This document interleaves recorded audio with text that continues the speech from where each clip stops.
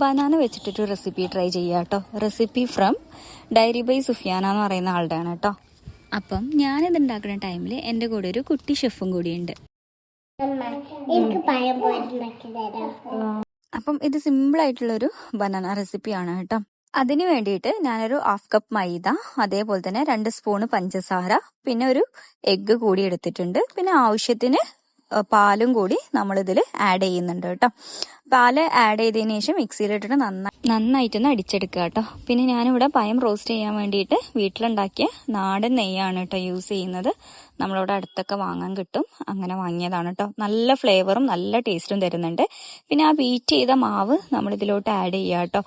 അപ്പം ഈ ബാറ്റർ ഒഴിക്കുന്ന സമയം തന്നെ നമ്മൾ ഈ പഴം ഇതിലോട്ട് ആഡ് ചെയ്യണം കേട്ടോ. എൻ്റെ ആ സ്റ്റേജ് ഒന്ന് ജസ്റ്റ് മിസ്സായിട്ടുണ്ട്.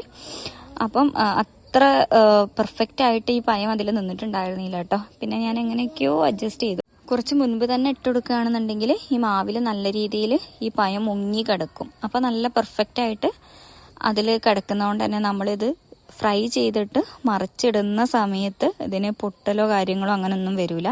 ഇപ്പം എൻ്റെ സ്റ്റേജ് എന്ന് പറയുന്നത് ഇതിൽ ജസ്റ്റ് എന്താ പറയുക, മറിച്ചിടുന്ന സമയത്ത് പഴം ചാടിയിട്ടുണ്ടായിരുന്നു കേട്ടോ. എന്നാലും കുഴപ്പമൊന്നുമില്ല, അഡ്ജസ്റ്റ് ചെയ്തിട്ടുണ്ട്. അപ്പം ഞാനിത് മറിച്ചിട്ട് കൊടുത്തതിന് ശേഷം വീണ്ടും ഇതെന്ത് ചെയ്യണം, തിരിച്ചിട്ടിട്ട് വേണം നമ്മൾ തേങ്ങ ആഡ് ചെയ്ത് കൊടുക്കാൻ വേണ്ടിയിട്ട് കേട്ടോ. ഒരുപാട് തേങ്ങയുടെ ആവശ്യമൊന്നുമില്ല കേട്ടോ. ഒരു 2 to 3 സ്പൂണ് തേങ്ങ അത്ര മതിയാവുന്നുണ്ടാവും കേട്ടോ. പിന്നെ അതിന് ശേഷം നമ്മൾ ഇതിലോട്ട് ബൂസ്റ്റ് പൗഡർ ആണ് കേട്ടോ ആഡ് ചെയ്ത് കൊടുക്കുന്നത്. ബൂസ്റ്റിന്റെ പൊടിയില്ലേ, അത് ആഡ് ചെയ്തതിന് ശേഷം ഇങ്ങനെ നമ്മൾ റോൾ ചെയ്തതിന് ശേഷമാണ് നമ്മളിത് കട്ട് ചെയ്തിട്ട് സെർവ് ചെയ്യുന്നത് കേട്ടോ. ഇത് റോൾ ചെയ്യാൻ ഇച്ചിരി ബുദ്ധിമുട്ടുണ്ട്, കാരണം ഞാൻ പറഞ്ഞില്ല എൻ്റെ ഇത് പൊട്ടിപ്പോയിട്ടുണ്ടായിരുന്നെന്ന്. എന്നാലും കുഴപ്പമില്ല, പെർഫെക്റ്റ് ആയിട്ട് കിട്ടിയിട്ടുണ്ട്. അടിപൊളി റെസിപ്പിയാണ് അവർ ഷെയർ ചെയ്തിട്ടുള്ളത്.